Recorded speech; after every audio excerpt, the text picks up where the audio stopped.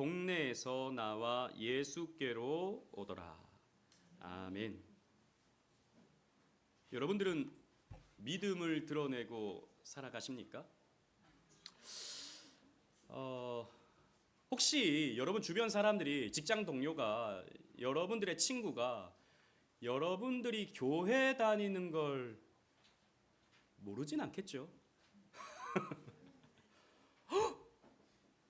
주임님 교회 다니셨어요? 막 이런 거. 누구야 너 하나님 믿어? 이렇게 놀라는 거.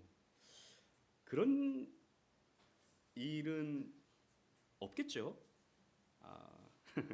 그러나 여러분, 사실 제가 이렇게 질문 드리는 것은, 우리가 우리 시대에 믿음을 드러내고 살아가는 것은 쉬운 일이 아닙니다. 예전에요, 제가 어렸을 때는 차량에다가 그 익투스 물고기 스티커 붙이고 다니는 차가 많았어요. 그죠? 그리고 집마다 교회에 교패 달린 집들이 많았어요. 어느 교회 성도의 집, 이렇게.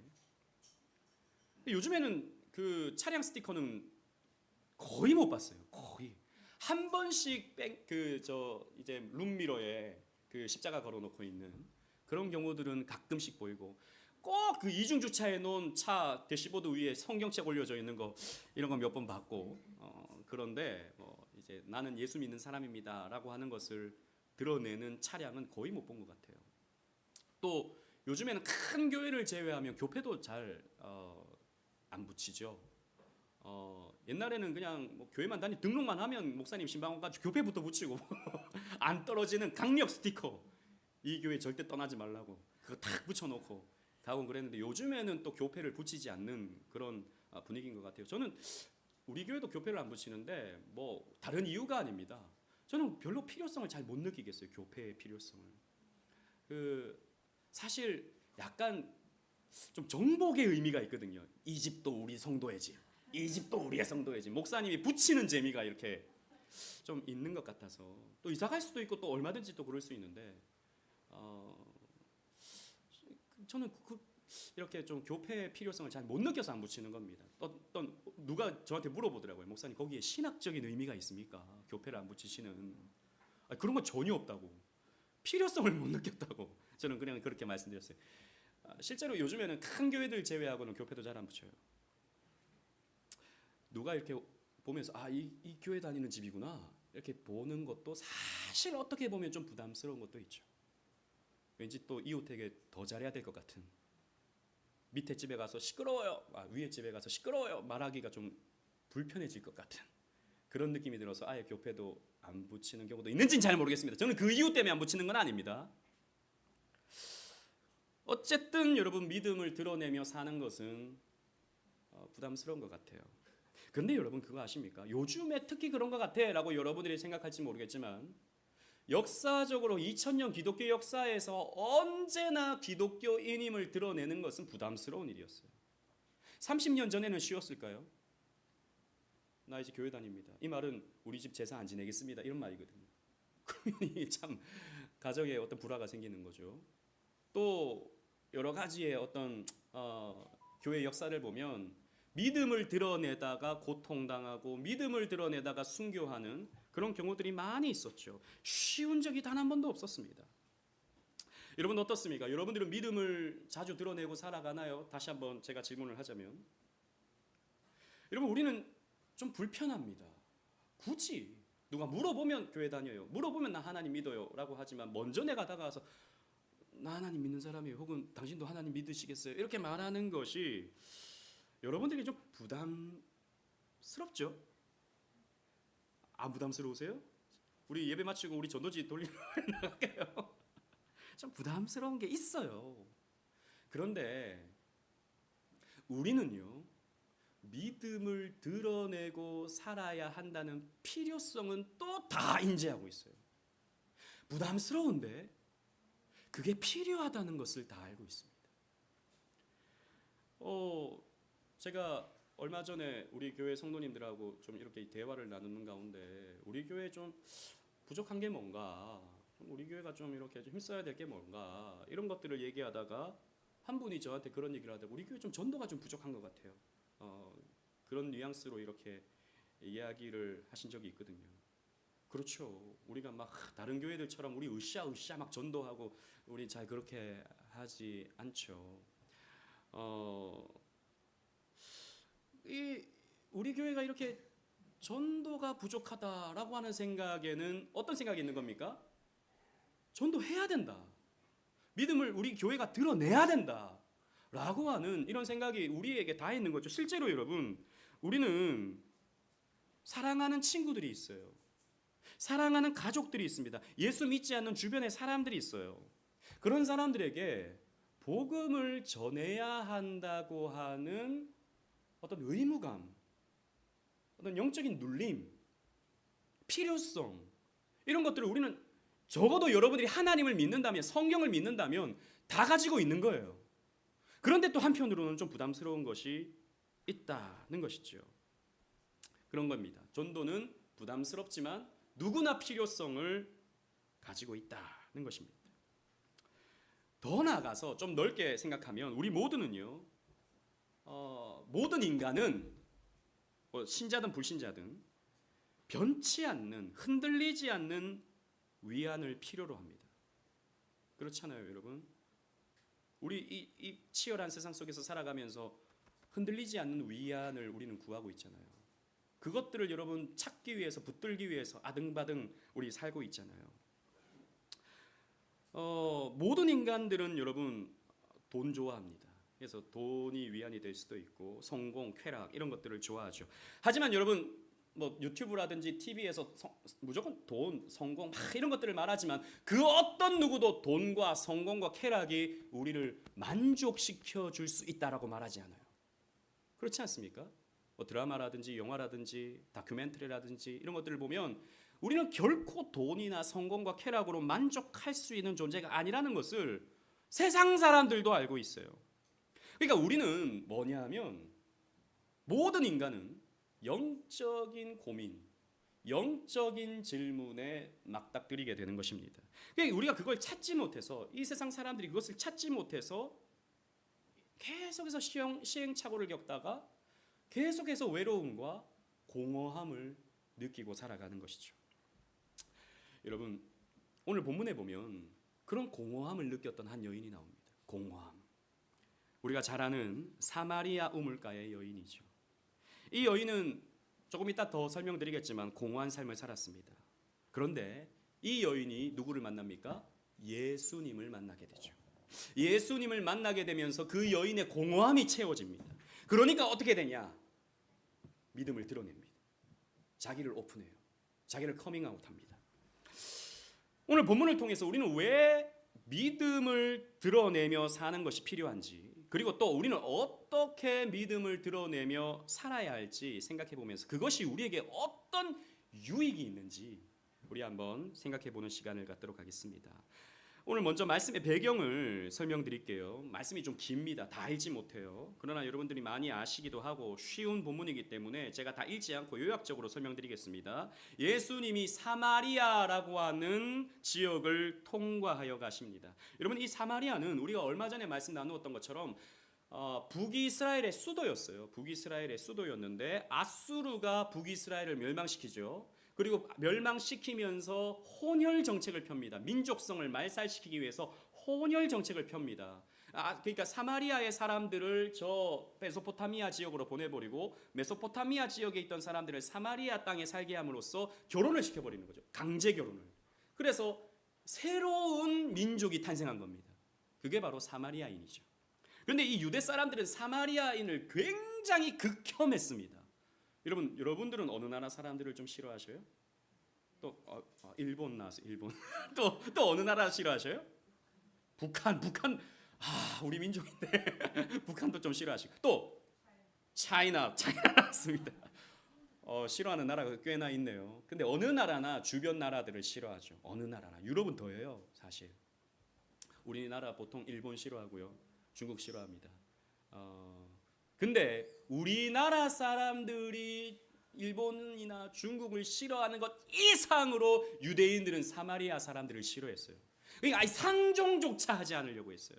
그래서 보통 사마리아 지역을 통과해서 갈릴리 지역으로 가는데 이렇게 바로 가면 길이 있어요. 근데 거기를 지나가고 싶지 않은 거예요. 그래서 요단강을 건너서 이 동쪽으로 해서 삥 둘러서 갈릴리로 가고, 갈릴리 사람들 삥 둘러서 예루살렘으로 오고, 이게 당시의 관례였습니다. 그런데 예수님께서 4절 말씀 보세요. 사마리아를 통과하여야 하겠는지라 라고 말씀하십니다. 예수님은 반드시 사마리아를 통과하고 싶으셨어요. 왜냐? 거기에 만날 사람이 있거든요. 목적 있는 발걸음이셨다라는 것입니다. 또 6절에 보면 6시가 되었어요. 6시. 여러분, 이 6시는 유대시인데 거기에서 6을 더해야 됩니다. 그러면 12시죠. 정오입니다. 정오. 유대 사람들은 정오 12시는 너무 덥기 때문에, 여러분 지금도 12시 되면 밖에 많이 덥잖아요.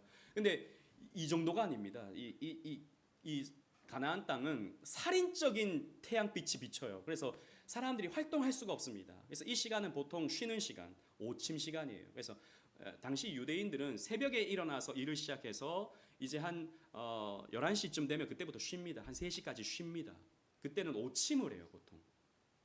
이 쉬는 시간이에요. 근데 예수님께서 이 사마리아에 있는 수가성에 우물가로 가시죠. 그리고 제자들은 먹을 것을 사라고 보내버립니다. 근데 여러분 12명의 제자이고 예수님 혼자 13명인데 총 12명을 다 보낼 필요 없거든요. 한 두세 명만 보내도 충분히 도시락 싸올 수 있거든요. 근데 다 보내십니다. 왜냐? 1대1로 만날 필요가 있었던 것이죠. 그래서 이 정오에 우물가로 가시는데 거기에서 한 여인이 쫄래쫄래 나오는 거죠. 한 여인이. 여러분, 이 정오 시간은 아무도 활동하지 않는 시간이에요. 근데 한 여인이 나옵니다. 왜 아무도 없는 그 시간에 나와서 우물가에서 물을 기르러 왔을까요? 이 여인은 다른 사람들을 만나기 싫어했던 여인인 것이죠. 이 여인의 사연에 대해서 잠깐 말씀드리면, 나중에 예수님과의 대화에서 이 여인의 남편이 이전에 5이 있었다라고 하는 것이 드러나요. 여러분, 남편이 5이 있었다. 보통이 아니죠. 사별을 5번이나 했다? 이럴 가능성은 없잖아요. 5명이나 사별을 했다. 이런 건 사실 일어나기가 쉽지 않죠. 그렇다면 뭐 이혼을 했거나 버려졌거나 사별을 했거나 여러 과정이 있었던 것이죠. 그러니까 이 여인은 다른 사람들이 손가락질하는, 저 예를 들자면 우리나라 옛날 속담으로 표현하면 저 서방 잡아먹는 나쁜 땡 뭐 이런 식으로 이제 손가락질 받는 여인이었던 것입니다. 그러니까 다른 사람들을 만나고 싶지 않았던 것이죠. 저 나쁜, 저 가늠한. 그리고 이 여인이 지금 또 다른 남자랑 살고 있거든요. 근데 예수님이 나중에 그렇게 말씀하십니다. 지금 너랑 같이 살고 있는 남자도 네 남편이 아니지. 그러니까 가늠하고 있는 거예요. 가늠하고 있는 것입니다. 그러니까 이 여인은 다른 사람을 만나고 싶지 않았던 것입니다. 그런데 예수님께서 이 여인에게 이렇게 말씀하십니다. 여러분 13절 14절 말씀 보십시오. 13절 14절. 제가 13절을 읽고 14절 다 같이 읽겠습니다. 예수께서 대답하여 이르시되 이 물을 마시는 자마다 다시 목마르려니와, 시작, 내가 주는 물을 마시는 자는 영원히 목마르지 아니하리니 내가 주는 물은 그 속에서 영생하도록 솟아나는 샘물이 되리라. 아멘. 이 여인은 공허했습니다.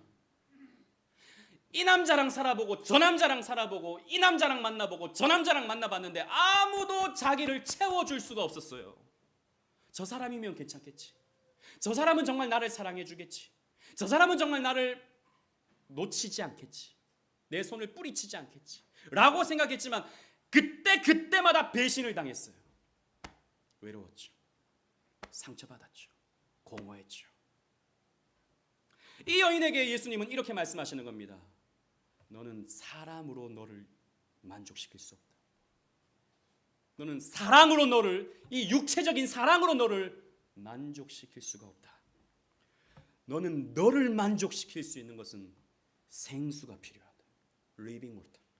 생수가 필요하다. 내가 주는 물은 영원히 목마르지 아니한 그 뱃속에서 솟아나는 영생하도록 솟아나는 샘물이 될 것이다. 너는 나를 받아들여야 된다. 너는 나를 믿어야 된다. 너는 나를 영접해야 된다. 라고 예수님께서 말씀하시죠. 그리고 예수님은 26절에 보면 내가 그 생수를 주는 메시아다라고 말씀하시죠. 나를 믿으라는 것입니다. 그리고 제자들이 돌아옵니다. 제자들이 돌아와요. 먹을 것을 사가지고 예수님 이거 좀 잡수십시오라고 드립니다. 그런데 그때 예수님께서 이렇게 말씀하세요. 여러분 31절로 34절 말씀 보십시오. 제가 31절, 33절까지 읽고 34절 다 같이 읽겠습니다. 그 사이에 제자들이 청하여 이르되 랍비여 잡수소서. 이르시되 내게는 너희가 알지 못하는 먹을 양식이 있느니라. 제자들이 서로 말하되 누가 잡수실 것을 갖다 드렸는가 하니 시작. 예수께서 이르시되 나의 양식은 나를 보내신 이의 뜻을 행하며 그 일의 일을 온전히 이루는 이것이라. 아멘. 예수님께 도시락을 갖다 드렸는데 나는 너희들이 먹는 또 다른 양식이 있다. 너희들이 먹는 것 말고 또 다른 양식이 있다라고 말씀하세요. 그러니까 누가 또 먹을 것 갖다 드렸나? 라고 하는데 예수님께서 말씀하시기를 내 양식은 나를 보내신 이의 뜻을 행하는 것이 내 양식이요 내 배부름이요 내 만족이다 라고 말씀하십니다. 여러분 이 내용을 여러분 잘 이해하시겠죠? 여러분 보시면 사마리아 여인과 예수님의 공통점이 있습니다. 사마리아 여인은 예수님을 만나 메시아를 만나 만족했습니다. 그죠? 그리고 예수님은 자신이 메시아라는 것을 전하시고 어떻게 하셨습니까? 만족하시는 거예요. 사마리아 여인은 생수를 만나 목마름에서 해갈했고요. 예수님은 복음을 전하심으로 영적인 배가 부르셨던 것입니다. 예수님은 사마리아 여인에게 꼭 필요한 복음을 전하심으로 기쁘셨다라는 거예요. 여러분 마찬가지입니다. 예수님처럼 우리는요, 내가 경험하고 내가 뭔가를 좋은 것을 얻었을 때 그것을 자랑하거나 다른 사람에게 권하게 돼요. 그렇잖아요? 여러분 좋은 뭔가가 있어요. 여러분들이 뭔가를 샀는데 예를 들어서 여러분들이 요리를 할 때 칼 쓰잖아요. 칼과 도마를 쓰잖아요. 이게 너무 좋아. 갖다 대면 승승승 쓸려요. 도마가 소리도 탁탁탁 나면서 너무 상쾌해져요. 그러면요, 여러분 여전도의 모임에서 이렇게 말할 겁니다. 이 도마 한번 써보세요. 이 칼 한번 써보세요. 너무 좋아요. 집사님 이거 꼭 사야 돼. 이거 꼭 필수템이야. 여러분 그러지 않겠습니까? 주변 사람들한테 말 안 해도 여러분 요즘에 인터넷 맘카페 이런 데 가면 자기가 뭘 샀는데 너무 좋더라. 꼭 한번 사보세요. 막 링크 걸어놓고 이거 꼭 사셔야 돼요. 필수 육아템, 필수 무슨 템. 그래가지고 광고하는 사람들 너무 많아요. 근데 그게 저는 광고가 아니고 실제로 써보니까 너무 좋으니까 전하는 거죠. 여러분 이게 뭡니까? 전도예요. 전도입니다.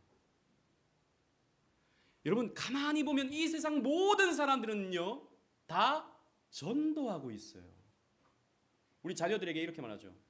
야 공부 안 하면 안 돼. 공부해야 돼. 갑자기 얼굴이 심각해졌어요. 공부를 해야 네가 나중에 편해져. 지금 힘들어야 나중에 네가 편해져. 이 잔소리하죠. 가만히 보세요.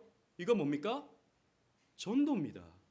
네가 어떻게 살아야 될지 내가 가르쳐 줄게. 내가 경험해 왔는데 수많은 사람들 봤는데 이렇게 사는 게 가장 좋은 거야 라고 하는 것을 전도합니다. 제가 어떤 영상을 봤는데요. 유튜브 영상. 유튜브를 너무 많이 봐가지고 저는 유튜브에 보면 별의별 영상들 다 나오잖아요. 근데 제가 어떤 거 봤는데 어떤 암 환자가 있어서 암 환자. 근데 병원에 가니까 이거는 뭐 사실 이제 소망이 없다. 소망이 없다는 건 좀 그렇고 다른 치료의 방법이 없다. 항암을 하려면 하지만 쉽지 않다. 이렇게 이제 얘기를 했대요. 그러니까 이분이 뭘 연구했냐면 그때부터 대체의학을 연구하기 시작한 거예요. 대체의학. 병원에서 하지 않는. 그래서 어디에서 좋은 공기 마시고 또 좋은 것 먹고 그리고 좀 쉬면서 확 힐링하고 이렇게 했더니 실제로 나중에 2, 3년 지나고 나서 암이 없어져 버린 거예요. 이분이 어떻게 하겠습니까?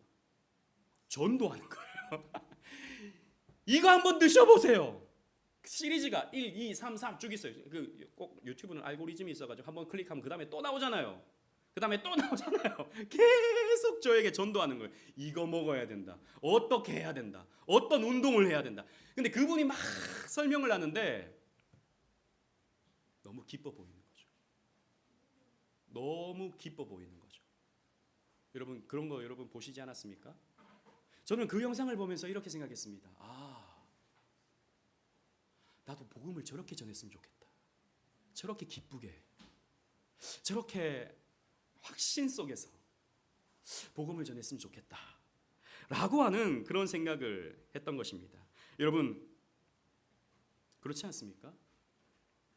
우리가 있어서 여러분 정말 여러분들이 복음을 믿는다면, 여러분들이 예수를 믿어서 구원을 받게 되었다면, 그래서 여러분들이 기쁨을 맛보고 만족을 얻게 되었다면 이런 복음을 전하고 싶죠.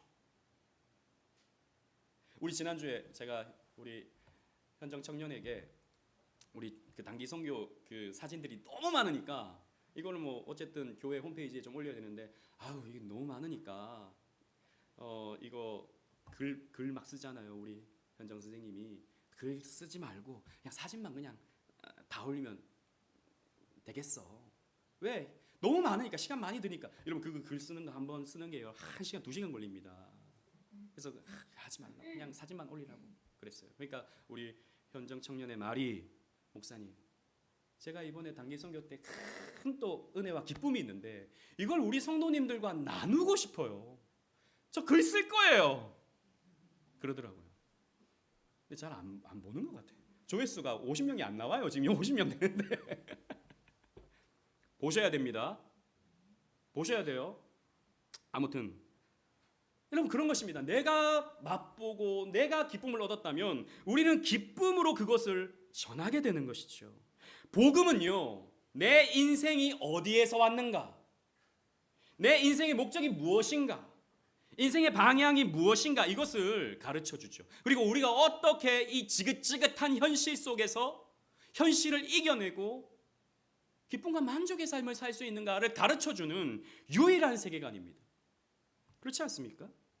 저는 예전에 대학생들 사역을 하면서 많은 청년들이 이런 고민을 갖고 있다는 것을 알게 됐습니다. 이건 뭐 사실 다 아는 거기도 하지만, 여러분 어떤 고민들을 갖고 있을까요? 이 땅의 청년들이 대부분 이겁니다. 자기가 뭘 해야 될지 모르겠다는 거죠. 자기가 뭘 해야 될지 모르겠다. 지금 성적에 맞춰서 대학은 가고 전공은 내가 이제 선택했는데 이게 맞는 것 같기도 하고 안 맞는 것 같기도 하고 모르겠다는 겁니다. 공무원을 준비해야 될지 취업을 준비해야 될지 아니면은 뭐 공부를 더 해야 될지 모르겠다는 거예요. 그렇지 않습니까? 그때 선택 한 번은 평생에 영향을 미치는데 쉽게 결정하기가 어렵죠. 여러분 그런데 보세요. 이런 고민은 청년들만 가지는 것이 아닙니다. 나이 든 장년들도 마찬가지예요. 여러분 그렇잖아요. 여러분 내가 어떻게 살아야 되는지 여러분 선택 쉽게 하십니까? 바로바로 그냥 결정하셔서 살고 싶은 대로 여러분 사십니까? 그렇지 않아요. 우리는요 매번 고민합니다. 어떻게 해야 되지? 어떻게 살아야 되지? 근데 여러분 뭐 이런 삶에서 나타나는 여러 가지의 것들은 사실 좀 작은 거예요. 더 근본적인 것이 있습니다. 영혼과 관련된 문제들이 우리에게 주어지죠. 우리는 근본적으로 우리가 어떻게 예배 시간에 지금 과자 먹는 건 아니에요. 말씀 듣는 시간입니다. 여러분 그 귀한 시간을 와서 여기 앉아 있는데 과자 먹고 옆에 쳐다보고 그렇게 시간을 보내면 안 됩니다. 우리가 어떻게 살아야 되지? 어느 길로 가야 되지? 라고 하는 질문은 우리의 영혼의 문제로서 늘 가지는 거예요. 여러분 오늘날은 사람들이 이렇게 말합니다. 그런 건 누가 가르쳐 주는 거 아니야. 뭐 국가가 가르쳐 주는 것도 아니고 종교가 가르쳐 주는 것도 아니고 자기가 선택해서 자기가 찾아야 되는 거야. 인생의 의미라는 것은 자기가 찾는 거야 라고 이렇게 말합니다.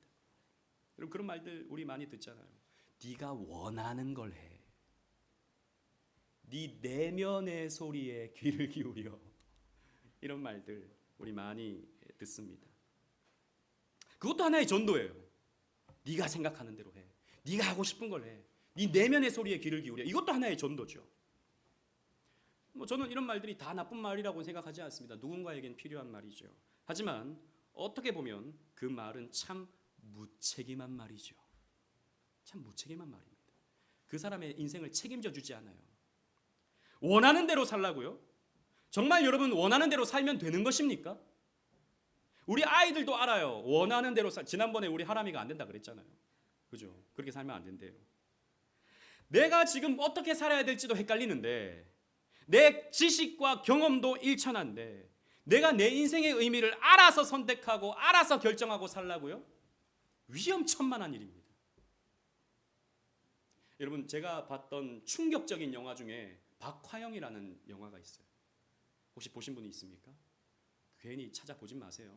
보면 스트레스만 받아요. 그러니까 청소년들이 일탈하는 그런 내용들입니다. 일탈하는 내용들.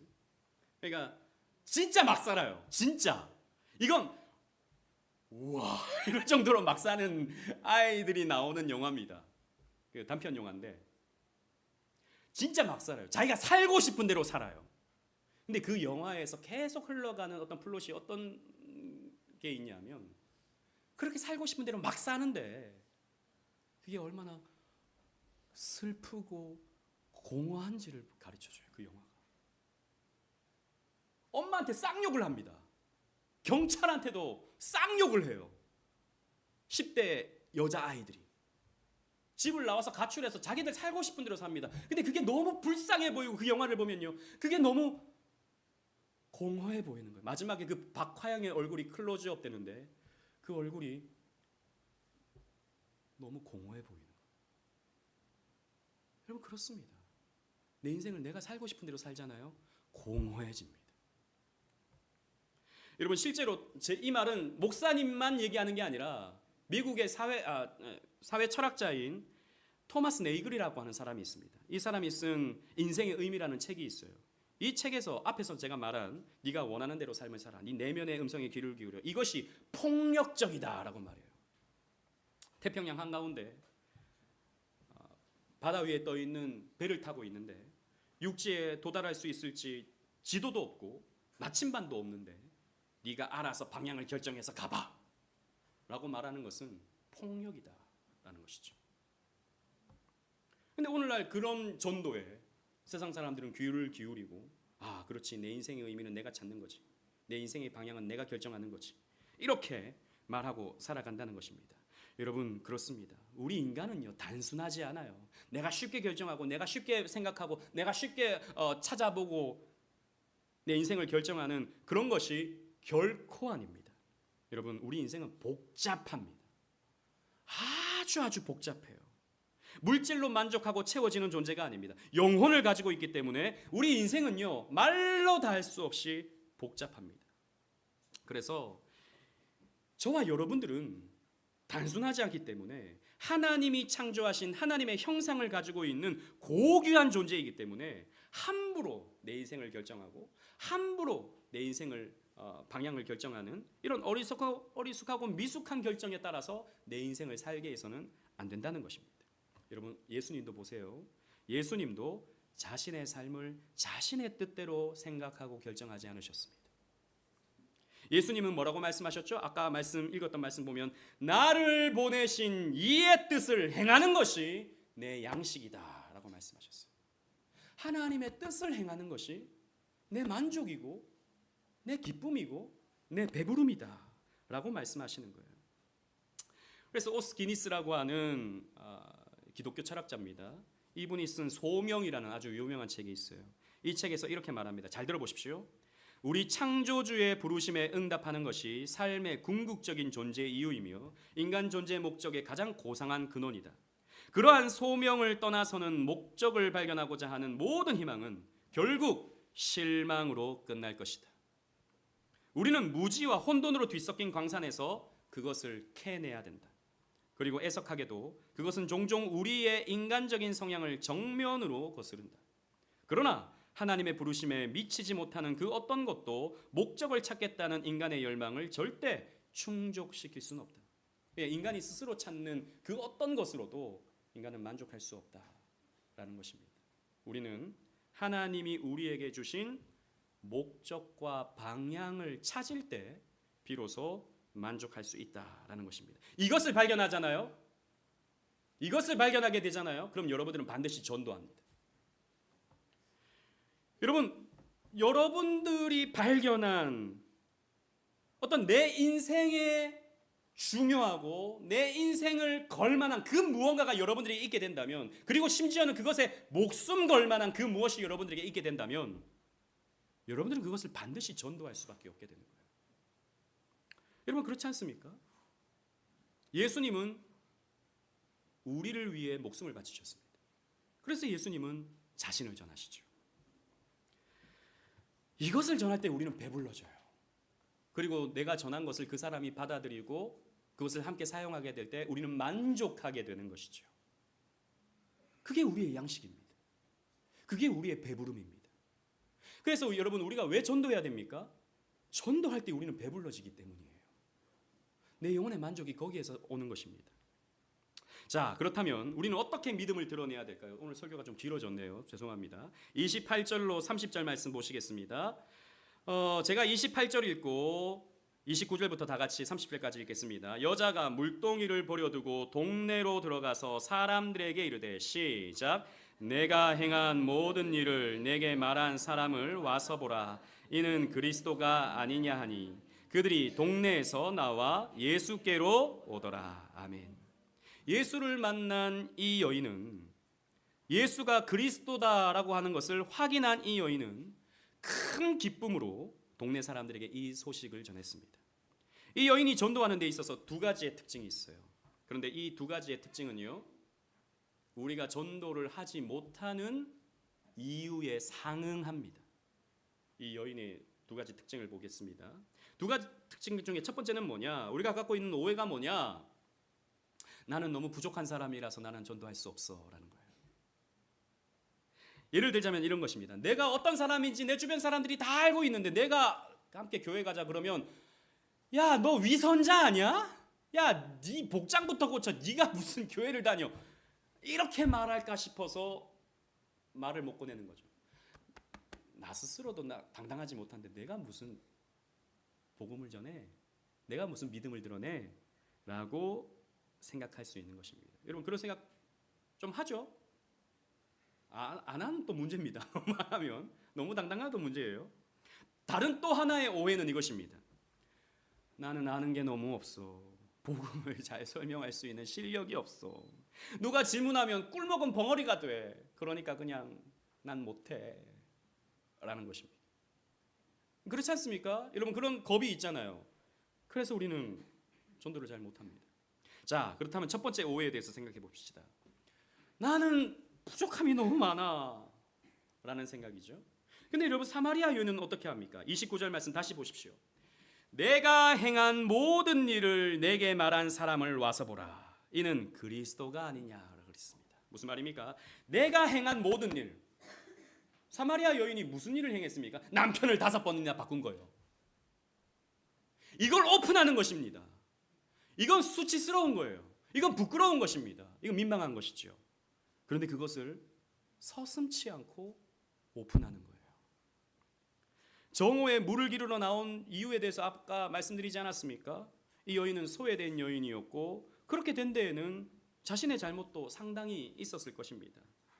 그러나 이 여인은 자신을 오픈하게 되는 거죠. 복음이 이 여인을 오픈하게 만드는 것입니다. 여러분, 사실 우리도 사람들이 좀 성가실 때가 있습니다. 사람들이 성가셔요. 특히 교회 공동체는요, 때로는 상처가 되기도 합니다. 교회 생활 하다 보면 서로에게 상처가 되기도 합니다. 사람들이 나빠서일까요? 물론 그럴 수 있습니다. 사람들이 나빠서 그럴 수도 있어요. 그런데 여러분, 항상 그런 것만은 아니죠. 진짜 문제는요, 여러분들이 교회에서 사람들이 성가시다면 진짜 문제는 사실 내 안에 있습니다.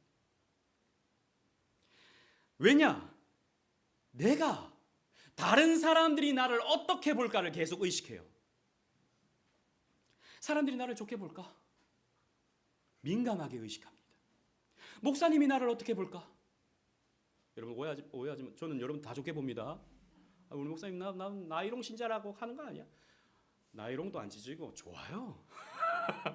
저는 여러분들이 교회에 나오는 것만 해도 기쁘고 감사해요. 진짜. 우리 여기 중학생들이 자꾸 웃고 떠들고 자기들끼리 쏙닥쏙닥 얘기하고 있는데 나오는 것만 봐도 이쁘고 너무 귀합니다. 이진아, 너무 귀해. 한 달에 한 번 와도 너무 귀하고 이쁘잖아요. 그렇죠? 저는 우리 성도님들 다 너무 귀하고 너무 귀하고 너무 사랑스럽고 그렇습니다. 그런데 우리가 그런 생각하는 거죠. 집사님이 나를 어떻게 볼까? 여러분 이런 생각들이 계속 머물잖아요. 코이노니아 때 내가 이런 말을 하면 이 사람들이 어떻게 받아들일까? 내가 이런 말을 하고 내가 이런 행동하면 사람들이 어떻게 생각할까? 이런 것에 계속 여러분들이 몰두하면 여러분 어떻게 되냐면 여러분들은 교회와 거리를 둡니다. 다른 사람들과 거리를 둬요. 하지만 여러분 이 여인을 보십시오. 예수님께 자기가 용납받았다라고 하는 것을 믿게 된 그 순간, 생수를 마시게 된 순간 어떻게 됩니까? 사람들 속으로 뛰어들어갑니다. 이때까지 자기를 손가락질하던 사람들 사이로 뛰어들어가는 거예요. 더 이상 자기를 의식하지 않게 됐다라는 겁니다. 이런 복음은요, 복음을 전하는 데 있어서 가장 중요한 것은 나를 의식하지 않는 거예요. 내가 이 말하면 사람들이 어떻게 받아들일까? 내가 이 말하면 사람들이 어떤 생각을 할까? 이런 것들을 우리는 생각하지 않고자 노력하는 거죠. 사실 생각이 드는 건 어쩔 수가 없어요. 하지만 그렇게 생각하지 않기로 노력하는 거죠. 내가 행한 모든 일을 내게 말한 사람을 와서 보라. 그리고 내 연약함을 솔직하게 고백하라. 나 사실 잘 부족함 많아. 나 주일날 자주 빼먹어. 사람들이 나를 보고 뭐 믿음 없다고 말할지 모르겠지만 그런데 하나님 나를 받아주셔. 당당하게 말하는 것입니다. 여러분 그런 거 있잖아요. 뭐 우리 앞에서 말한 내가 뭔가 좀 잘되고 내가 뭔가 좀 성공하고 내가 좀 똑똑하고 돈 많고 이러면 사람들이 나를 보고 좀 교회에 오지 않을까 이런 생각들 하잖아요. 왜 옛날에 공부 1등 해라 그래야 너를 보고 사람들이 교회 따라 나오지 않겠냐. 학생 때 이런 설교도 저는 많이 듣고 그랬는데 여러분 한편으로는 맞는 말이지만 한편으로 보면 틀린 말이에요. 그럼 복음적이지 않습니다. 적어도. 이런 복음은 무엇을 말해줍니까? 복음은요 우리가 더 나아질 수 있다고 말하고 더 나아져야 된다고 말합니다. 하지만 더 나아지지 않았다 하더라도 하나님이 나를 사랑하시고 나를 용납해 주신다고 선포하는 것이 복음입니다. 근데 무슨 내가 대단한 위치에 서고 내가 대단히 뭐 돈이 많고 성공하고 그래야 사람들이 나를 보고 교회에 올 수 있다. 그거 사실 그 교만이에요. 내가 성공하고 싶은 욕심입니다. 어떻게 보면 내가 복음을 전하지 않아도 되는 이유를 찾는 것이죠. 교만입니다. 그래서 여러분 우리는요 나를 있는 그대로 오픈하고 드러내는 것. 나의 일상을 그대로 내가 교회 갔다 왔어. 내가 하나님 믿어. 나는 요즘 성경을 읽고 있지. 난 요즘 기도를 하고 있어. 라고 하는 것이 그냥 자연스럽게 나올 수 있는 그 오픈. 그래서 야, 너 같은 사람도 교회 다녀?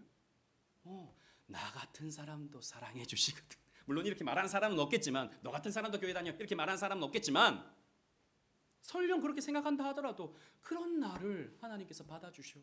이런 나를 하나님께서 용서해 주시고 사랑해 주셔. 라고 당당하게 오픈할 수 있는 이런 자세가 저와 여러분들의 자세가 되어야 된다는 것이죠.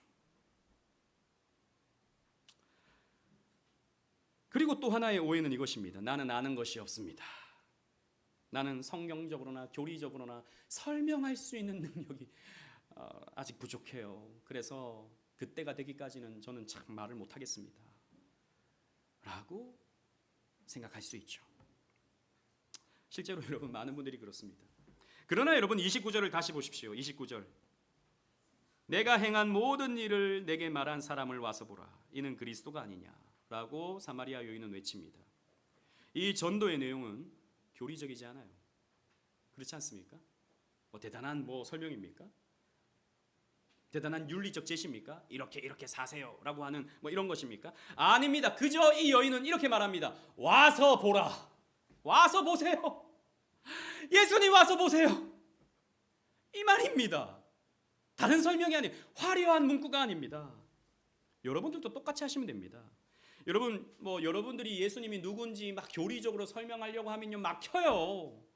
처음부터 창조부터 그다음에 인간의 타락 쭉 설명하려면 여러분 어렵습니다. 그냥 말하는 거예요. 그냥 교회 와. 그냥 교회 와서 목사님 말씀 한번 들어봐. 교회 안 올 것 같으면 목사님 링크라도 보내서 한번 들어봐. 라고 하는 거예요. 거기에 무슨 내 화려한 수식어라든지 설명이 필요가 없는 것입니다. 그냥 교회 오니까 나는 기쁨이 있더라 라고 말하는 것입니다. 교회 다니니까 마음이 평안해지더라 라고 말하는 것입니다. 하나님에 대해서 배워가는데 이게 무슨 말인지 참 어려운데, 삼위일체 그러면 머릿속이 까매지는데, 그런데 배우다 보면 나름 재미가 있고 나름 연결이 되는 것 같고 그런 것 같더라 라고 그냥 말해주는 겁니다. 여러분, 어렵지 않은 거예요.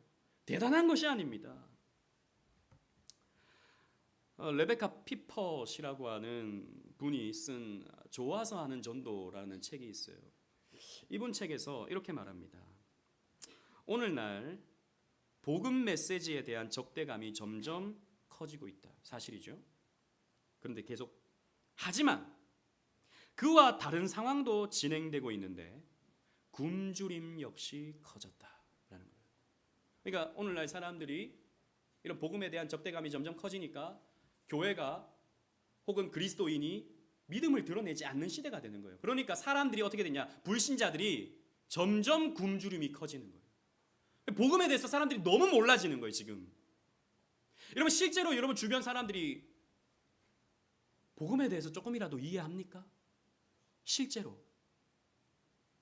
제가 만난 대부분의 사람들은 기독교, 교회 그러면 뭘 생각하냐 하면 착하게 살아서 천국 가는 거라고 생각합니다. 그 교회 가가지고 목사님 설교 1시간 듣고 그 돈이 많나 11조 헌금한다 그러고, 그리고 자기들만 천국 간대. 이상한 사람들이야 이렇게 말합니다. 그 사람들이 복음을 알고 있나요? 아니요, 전혀 모르고 있어요. 요만큼도 모르고 있어요.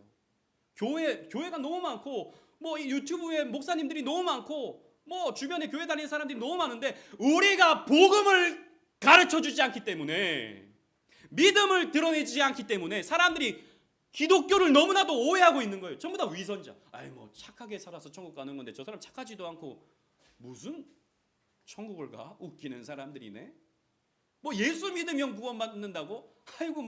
아니 나름 착하게 살아야 구원받는 거지 무슨 예수 믿었다고 모든 죄가 씻겨? 웃기는 사람들이네. 이렇게 말한다고요. 복음을 몰라도 너무 모르는 것이죠. 그렇기 때문에 여러분들이 전해야 되는 것입니다. 여러분, 용기를 내십시오. 대단한 것이 필요한 것이 아닙니다. 믿음을 드러내십시오. 부족하지만 말로 복음의 감격과 기쁨을 말하십시오. 전도는요, 말솜씨가 아닙니다. 믿음을 드러내는 것은 내가 화려한 수식어로, 화려한 수사학으로 사람들을 설득시키는 것이 아닙니다.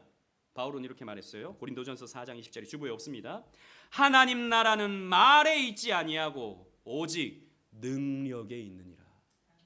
복음은요, 내가 전하는 게 아니에요. 내가 말로 전하는 게 아닙니다. 내가 전함을 통해서 나의 그 단순한 그냥 교회 와봐. 교회 다니까 너무 좋아. 하나님 믿으니까 너무 마음이 평안해 라고 하는 말 속에서 하나님이 능력을 나타내시는 겁니다.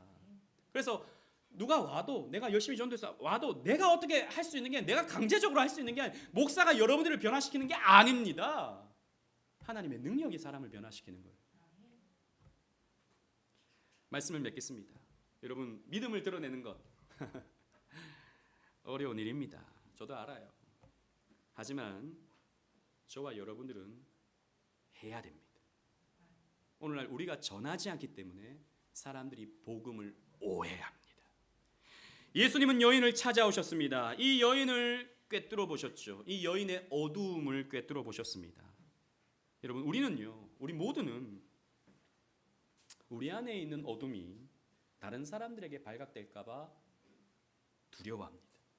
저도 제 안에 어두움이 있습니다. 어떤 어둠인지는 말 못하겠어요. 근데 저에게도 어둠이 있습니다. 여러분들이 그 어두움을 알까 봐 걱정이라는 좀 그렇고 그런 두려움이 있죠. 다른 사람들이 몰라주길 바랍니다. 왜냐하면 그것을 알게 되면 사람들에게 실망을 주고 사람들이 나를 비난할 수 있기 때문이죠.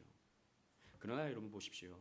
예수님은 이 여인의 어두움을 꿰뚫어 보셨습니다. 그러나 예수님은 그 어두움을 품어주셨습니다. 용납해 주셨습니다. 그리고 이 여인의 근본적인 목마름의 이유를 알려주셨습니다. 여러분, 마찬가지입니다. 복음은 여러분들의 어두움까지도 끌어안으시고 그 어두움을 자신의 삶으로 가져가신 예수님의 이야기입니다. 그래서 예수님은 십자가 앞에서 두려우셨고요. 십자가에서 버림받으셨고요. 십자가에서 사람들의 비난을 받으셨습니다. 나의 어두움의 결과를 예수님께서 다 가져가신 것입니다. 우리를 사랑하신 까닭이죠. 나를 위해서 예수님이 실로 그 일을 이루셨다면, 나를 위해서 예수님께서 그 사랑을 보여주신 것이 사실이라면, 내가 이 믿음을 드러내며 사는 것은 너무나도 작은, 너무나도 사소한 반응이 아니겠습니까? 그렇지 않을까요? 그리고 그 믿음을 드러냄으로써 우리는 배부를 수 있다라고 하는 약속까지 받았습니다. 거기에 우리의 만족이 있다라고 하는 약속까지 받았습니다. 그렇다면 우리는 믿음을 드러내며 살아야 되는 것입니다. 믿음을 드러내며 살아가는 저와 여러분들 되시기를 주님 이름으로 축원합니다. 아멘.